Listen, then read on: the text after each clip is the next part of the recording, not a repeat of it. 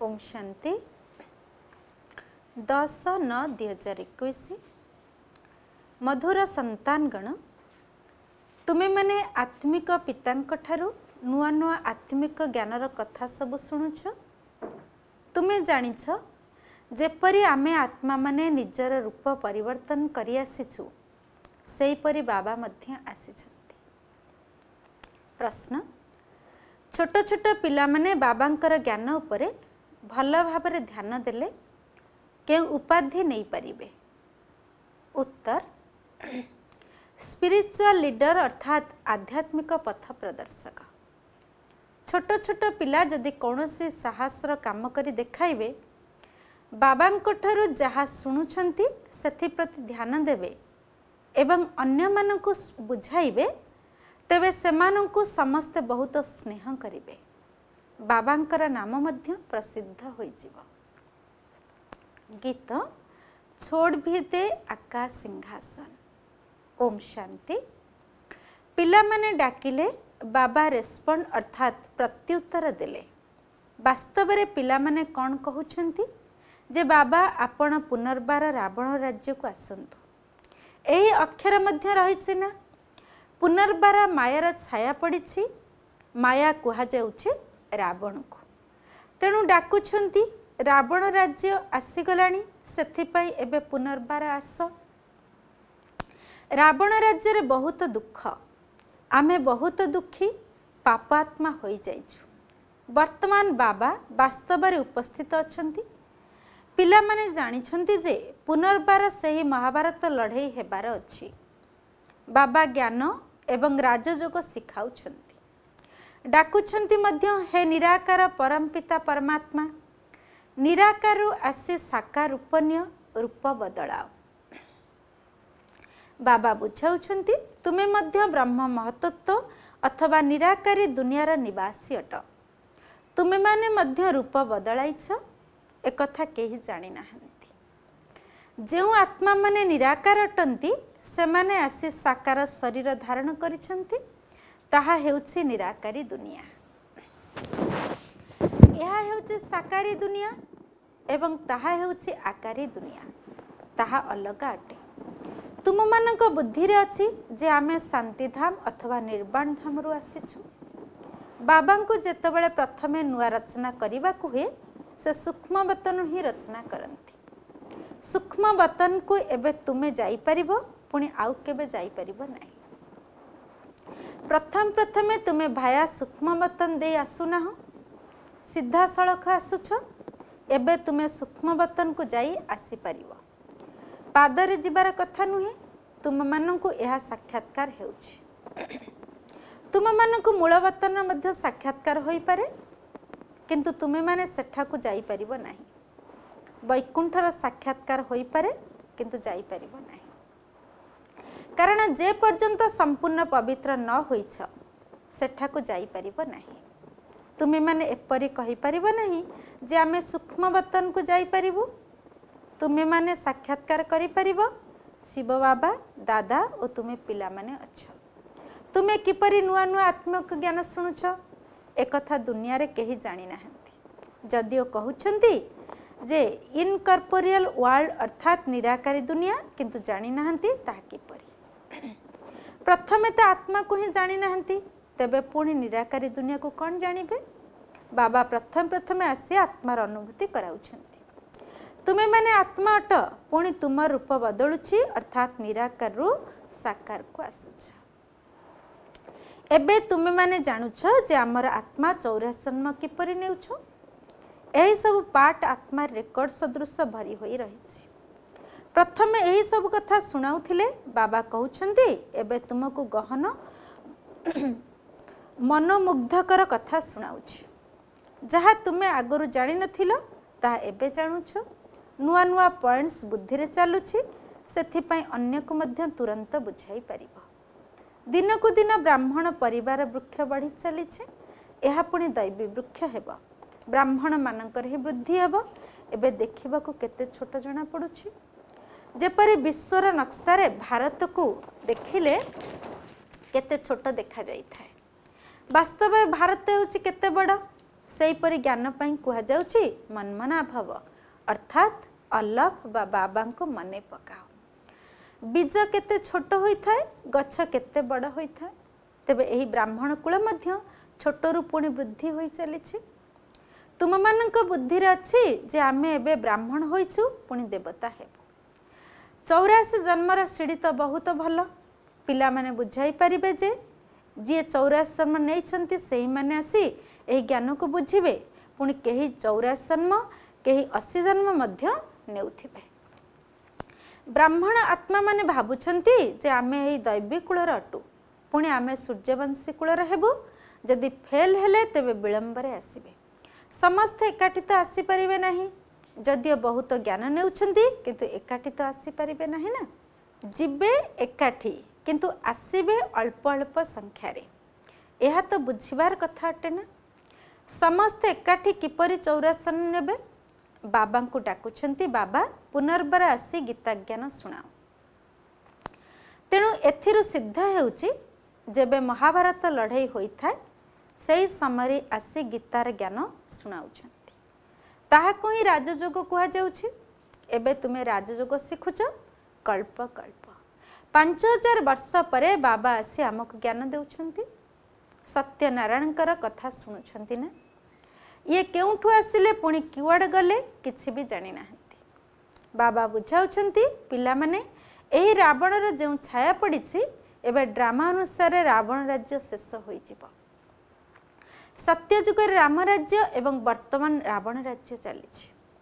वर्तमान तुमे माने जानुछ जे आम पाखरे जो ज्ञान रही ताहा एही दुनिया रे काहारी पाखरे नाही।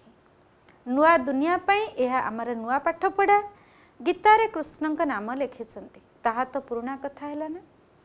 तुमे माने एबे नुआ कथा सुनुछ कहउचंती एक कथा तो केबे सुनि नथिलु शिव भगवान बाज आमे तो कृष्ण भगवान बाज सुनिथिलु।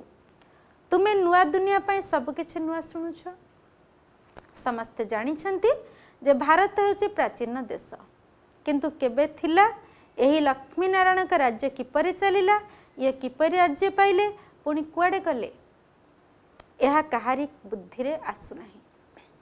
एमिति कौन हैला जहा द्वारा एहांक राज्य शेष होई गला किए विजयी हैला किछि हेले भी बुझु नाहंती। दुनिया रे तो सत्यजुग को लक्ष लक्ष वर्ष कहि देउछंती एक कथा होई परिबो नाही जे लक्ष्मी नारायण लक्ष लक्ष वर्ष धरि राज्य करिथिले।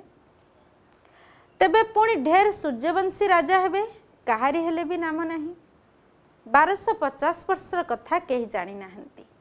पुणी लक्ष्मीनारायण का राज्य केते वर्ष चलिला एक कथा मध्य कहीं जानी नाहंती। तेबे पुणी लक्ष लक्ष वर्षर कथा किए किपरि जानिबो। कहार मध्य बुद्धि काम करू नाही। एबे तुमे छोट छोट कन्या माने तुरंत बुझाई परिबो। यह बहुत सहज। यह भारतर कहानी अटे समस्त कहानी रही। सत्ययुग त्रेतारे मध्य भारतवासी राजा माने थिले। यार अलग अलग चित्र मध्य रही।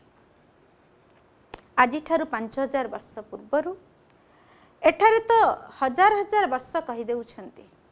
बाबा कहउछंती यह होची 5000 वर्षर कहानी। आज ठारू 5000 वर्ष पूर्वर लक्ष्मी नारायण का राज्य थिला वंशावली थिला पुणी पुनर्जन्म नेबाकू पड़िबो। छोट छोट कन्या माने टिकिए बुझाइले मध्य भाबिबे जे माने तो बहुत भल ज्ञान पढ़िछंती। आध्यात्मिक पितांक बिना अन्य कहा पाखरे यही आध्यात्मिक ज्ञान नाही। तुमे कहब आमको मध्य आध्यात्मिक पिता आसी बुझाइछंती। आत्मा स्वर द्वारा शुणुछि आत्मा ही कहूछि मो अमुक हेउछि। मनुष्य निजको आत्मा अनुभव करू नाहंती आमको बाबा आत्मार अनुभव कराउछंती। आमे आत्मा पूरा 84 नेउछु एपरी एपरी कथा बसी बुझाइले कहिबे एहांक पाखरे बहुत भल ज्ञान रहिछि। शिव बाबा ज्ञानर सागर अटंती ना गायन मध्य करंती। ईश्वर नॉलेजफुल दयार सागर मुक्तिदाता पथ प्रदर्शक अटंती किंतु सी कुआडे नेबे एकथा केही जानि नाहंती। एकथा पिला माने ही बुझाई परिबे। आध्यात्मिक पिता ज्ञानर सागर अटंती तांकु दयार सागर मध्य कुहा जाउछि। सेतेबेले आसी मुक्ति करूछंती जेबे मनुष्य माने बहुत दुखी होई जाउछंती। सारा दुनिया रावण राज्य होई जाउछि। बाबा को स्वर्ग स्थापनाकारी ईश्वरीय पिता बोली कहा जाए। नर्क को रावण राज्य कहा जाए। यह ज्ञान क्या बसी शुणाइले तुरंत कहे जे यह जाए समस्त को शुणा, किंतु धारणा बहुत भल हेबा उचित। प्रदर्शनी चित्रर पुस्तक मध्य अच्छी, आहुरी भी बुझिले यह उपरे बहुत सेवा करि परिबे। एही कन्या जयंती भौणी मध्य लंडन रे निजर शिक्षक को बुझाई परिबा। लंडन ने यही सेवा करि परिबो। दुनियार बहुत ठकामी चली ना, रावण एकदम समस्त को ठक करि देइछि। पिला माने सारा विश्वर इतिहास भूगोल बुझाई परिबे।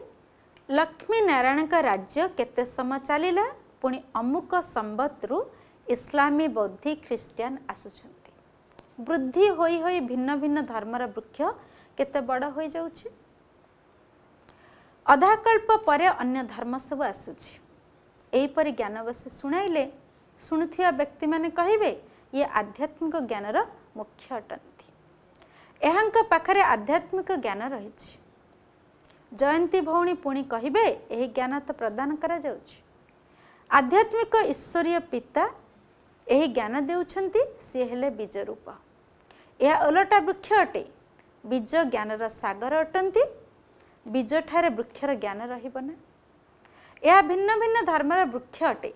भारतर दैवी धर्म यह कहा जाउछि। प्रथमे लक्ष्मी नारायण का राज्य, पुणी राम सीता का राज्य होउछि।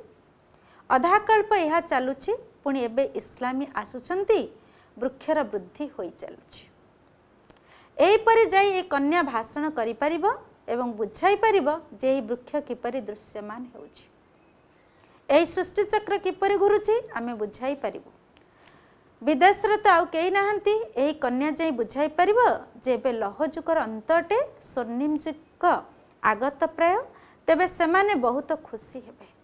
बाबा उपाय बताउछंती, या उपरे ध्यान देबा उचित। छोट पिला मानक बहुत मान मिली थाए। छोट पिला माने कौनसी साहसर काम करिले तांको बहुत आदर करिथांती। बाबा को एपरि अनुभव हेउछि, जदि संतान माने एथिरे ध्यान देबे तेबे आध्यात्मिक नेता अर्थात स्पिरिचुअल लीडर होई परिबे। आध्यात्मिक ईश्वर पिता ही बसे ज्ञान देउछंती। कृष्ण को ईश्वरीय पिता कहिबा भूल। ईश्वर तो निराकार अटंती। आमे सब आत्मा माने भाई भाई अटु। से निराकार पिता अटंती। जेतेबेले कली जुगरे समस्ते दुखी हो जाती, सेतेबेले बाबा को स्वर्णिम जुग स्थापन करिया पई आसीबा को पड़ी थाए। भारत प्राचीन सुखधाम स्वर्ग थिला। सेठारे बहुत कम मनुष्य थिले। बाकी एते सब आत्मा माने केउठी थिले?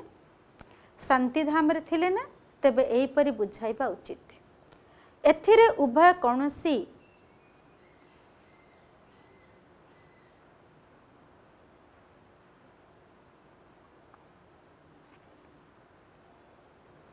एथिरे भयर कौनसी कथा नहीं। यह तो कहानी अटे। कहानी खुशी रे कुहा जाई थाए ना। विश्वर इतिहास भूगोल किपरि पुनरावृत्ति हेउछि यार कहानी मध्य कहि परिबो। ज्ञान मध्य कहि परिबो। तुमर यह पक्का मने रहिबा उचित। बाबा कहउछंती मो आत्मार समस्त वृक्षर ज्ञान रहिछि, जहाको मु पुनरावृत्ति करूछि। ज्ञानर सागर बाबा पिला मानकु ज्ञान देउछंती। ज्ञान देले कहिबे तुमे अन्य मानकु मध्य डाक। तांकु कुह अन्य मानकु डाकी पारिबु, काहेकि ना सेमाने जानिबाकु चाहुचंती जे भारतर प्राचीन राज्य को कौन थिला, जहा द्वारा भारत स्वर्ग थिला। एकथा केही आसी बुझांतु। सन्यासी माने कौन बुझ सुनाइले? आध्यात्मिक ज्ञान केवल गीता रे रहिछि। तेणु सेमाने जाई गीता ही सुनाउछंती। गीता केते पढ़ी कंठस्थ करूछंती। यह कौन आध्यात्मिक ज्ञान अटे? यह को मनुष्य माने नाम रे करा जायछि। आध्यात्मिक ज्ञान तो मनुष्य माने दे पारिबे नाही। तुमे वर्तमान यार अंतर बुझुछ। सही गीतार कथा एवं बाबा जहाँ सुनाउछंती एथे राति दिनर तफात रहिछि। परमपिता ज्ञान देइछंती, किंतु कृष्ण का नाम रखि देइछंती। सत्य जुगरे कृष्णकर ही ज्ञान नथिला। परमपिता ही नॉलेजफुल अटंती। यह केते अड़ुआ कथा अटे। कृष्णकर आत्मा सत्य जुगरे थिबा समय ज्ञान नथिला।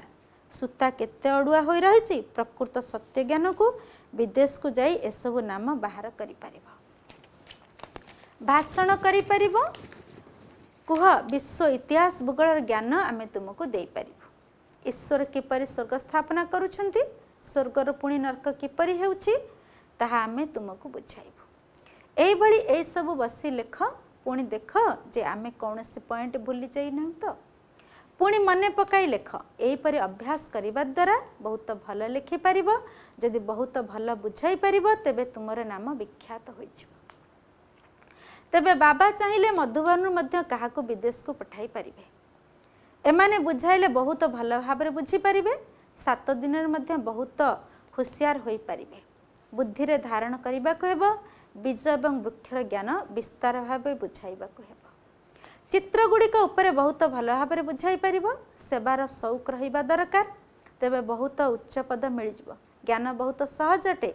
या पुराना छी दुनिया स्वर्ग आगरे ए पुराना दुनिया जेपरी गोबर सदृश अटे।